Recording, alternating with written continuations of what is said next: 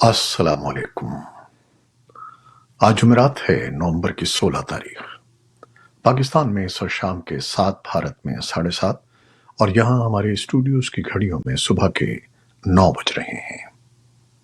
Voice of America Washington की Urdu service से मैं हूँ खालिद हमीद, खबरों के बुलेटिन के साथ। इसराइली फौज ने गजा के शिफा अस्पताल के गिर्द ऑपरेशन जारी रखा हुआ है। अमेरिकी सदर जो बाइडन ने हमास पर शिफा अस्पताल में कमांड सेंटर चलाने का इल्जाम लगाया है, जिसे उन्होंने जंगी जुर्म करार दिया। हमास और अस्पताल के हुक्काम इस बात से इनकार करते हैं कि गजा का सबसे बड़ा तिब्बी मरकज इस मकसद के लिए इस्तेमाल हो रहा है। हमास ने एक बयान में कहा है कि बाइडन इंतजामिया ने बुनियादी तौर पर इसराइली दिफाई फोर्सेस को कार्रवाई के लिए इशारा दिया था। व्हाइट हाउस इस दावे को मुस्तरद करता है। वर्ल्ड हेल्थ ऑर्गेनाइजेशन के सरबराह ने अस्पताल पर छापे को मुकम्मल तौर पर नाकाबिले कबूल करार दिया है। अक़वाम मुत्तहिदा की सलामती कौंसिल ने इसराइल हमास जंग पर करारदाद मंजूर करने की 4 नाकाम कोशिशों के बाद एक करारदाद की मंजूरी दी है, जिसमें इंसानी हमदर्दी की बुनियाद पर फौरी और तवील दौरानिये के वक्फों और गजा की पूरी पट्टी में राहदारियों का मुतालबा किया गया है। ये करारदाद सिफर के मुकाबले में 12 वोटों से मंजूर हुई है, ताहम अमरीका, बरतानिया और रूस ने वोटिंग में हिस्सा नहीं लिया। करारदाद में इसराइल पर 17 अक्टूबर को हमास के अचानक हमले और जंग बंदी का जिक्र नहीं किया गया है। सदर जो बाइडन और चीन के हम मनसब शी जिनपिंग ताल्लुकात में कशीदगी को खत्म करने, गैर कानूनी नशावर अद्वियात की रोकथाम के इक़दामात और फौजी रवाबित दोबारा कायम करने के लिए उमूमी मुआहिदों पर मुत्तफ़िक़ हो गए हैं। एशिया पैसिफिक इकोनॉमिक कोऑपरेशन की सालाना कॉन्फ्रेंस की साइड लाइन पर इस मीटिंग में सदर बाइडन का कहना था कि अमरीका और चीन के आला फौजी ओहदेदारों के दरमियान बातचीत बहाल होगी। सदर बाइडन ने ताइवान के गिर्द बड़े पैमाने पर फौजी नकलो हरकत के लिए चीन के इक़दामात पर तनकीद की। दूसरी जानिब शी जिनपिंग ने जो बाइडन को बताया कि उनका ताइवान पर हमला करने का कोई मंसूबा नहीं है। सदर बाइडन ने चीन के सदर से यह भी कहा कि ईरान पर अपना असर व रसूख इस्तेमाल करते हुए ये वाज़ेह करें कि तेहरान और उसके इत्तेहादी ऐसे इक़दामात न उठाएं जिसके नतीजे में इसराइल और हमास के दरमियान जारी जंग मजीद फैल जाए।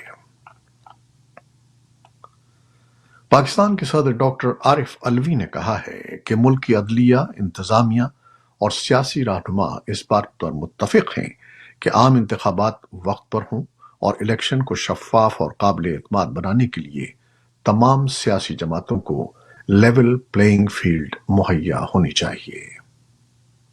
वॉइस ऑफ अमेरिका के अली फुरकान को ऐवान सदर में दिए गए खुसूसी इंटरव्यू में डॉक्टर आरिफ अलवी ने कहा कि सुप्रीम कोर्ट की वाज़ेह हिदायत और चीफ इलेक्शन कमिश्नर से मुलाकात के बाद उन्हें कोई शुबा नहीं कि इंतखाबात ऐलान करदा तारीख 8 फरवरी सन 2024 को नहीं होंगे। सदर आरिफ अलवी ने कहा कि अफगानों की वापसी के फैसले पर दुनिया और काबुल हुकूमत से बातचीत के नतीजे में नजर सानी हो सकती है, लेकिन यह फैसला वही को फोरम करेगा जहां इसका फैसला हुआ था। गजा की मौजूदा सूरत हाल पर गुफ्तगू करते हुए सदर पाकिस्तान ने कहा कि पाकिस्तान अपने क़याम से पहले से फ़लस्तीनियों की हिमायत कर रहा है और मौजूदा सूरत हाल पर इस्लामाबाद ने आलमी फोरम्स पर अपने मौक़िफ़ को भरपूर तौर पर दोहराया है। IMF और पाकिस्तान स्टैंड बाय एग्रीमेंट के तहत अगली किस्त के इजरा के लिए मुआहदे पर रजामंद हो गए हैं और फंड के एग्जीक्यूटिव बोर्ड की मंजूरी मिलने के बाद पाकिस्तान को $70 करोड़ की नई किस्त का इजरा मुमकिन हो पाएगा। IMF की जानिब से जारी करदा प्रेस रिलीज में कहा गया है कि ये मुआहदा तयशुदा मालियाती इस्तेहकाम को आगे बढ़ाने, तवानाई के शोबे में लागत में कमी लाने वाली इस्लाहात को तेज करने, मार्केट की तरफ से तयशुदा शराह मुबादला की तरफ वापसी को मुकम्मल करने اور ریاستی ملکیتی انٹرپرائز اور گورننس اصلاحات کو راغب کرنے کے لیے پاکستانی حکام کے عزم کی حمایت کرتا ہے۔ اس پروگرام پر عمل درآمد سے سماجی امداد کو مضبوط بنانے کے ساتھ سرمایہ کاری کے مواقع پیدا کرنے اور نئی ملازمتوں کی تخلیق میں معاونت بھی ممکن ہو سکے گی۔ امریکہ کے محکمہ خارجہ نے کہا ہے کہ جب تک افغانستان میں انسانی حقوق کی سنگین صورتحال میں بہتری نہیں لائی جاتی، اس کا طالبان حکام کے ساتھ نرمی برتنے یا تعلقات کو معمول پر لانے کا کوئی ارادہ نہیں ہے۔ محکمہ خارجہ کا یہ بیان اقوام متحدہ کی ایک نئی جائزہ رپورٹ جاری ہونے کے بعد سامنے آیا ہے، جس میں عالمی ادارے کی جانب سے افغانستان کے موجودہ حکمرانوں کے ساتھ محتاط انداز میں تعلقات معمول پر لانے اور رابطے بڑھانے کی تجویز دی گئی ہے۔ پاکستان کے نگراں وزیر اعظم انوار الحق کاکڑ نے غیر قانونی افغان تارکین وطن کو واپس بھیجنے کی پالیسی کا دفاع کرتے ہوئے کہا ہے کہ معاملات اس دن حل ہونا شروع ہو جائیں گے جب کابل میں ایک قانونی حکومت ہوگی۔ انہوں نے تسلیم کیا کہ غیر ریاستی عناصر پاکستان کی سلامتی کے لیے خطرہ بن رہے ہیں، جبکہ قانون کی حکمرانی، کمزور طرز حکمرانی، پراکسی وار، کمزور معیشت اور انسانی ترقی پر کم ترجیح کو داخلی تنازعات کی بنیادی وجوہات کے طور پر شناخت کیا گیا ہے۔ نگراں وزیر اعظم نے ان خیالات کا اظہار اسلام آباد پالیسی ریسرچ انسٹی ٹیوٹ کے زیر اہتمام مارگلا ڈائیلاگ سے خطاب کرتے ہوئے کیا۔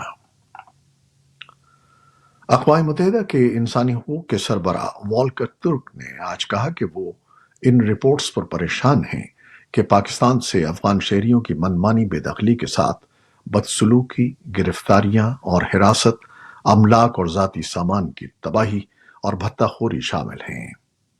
پاکستان کی جانب سے تاحال اس رپورٹ پر کسی رد عمل کا اظہار نہیں کیا گیا۔ سرکاری میڈیا کے مطابق شمالی چین کے صوبے شانزے میں جمعرات کو ایک عمارت میں آگ لگنے سے 26 افراد ہلاک اور درجنوں زخمی ہو گئے ہیں۔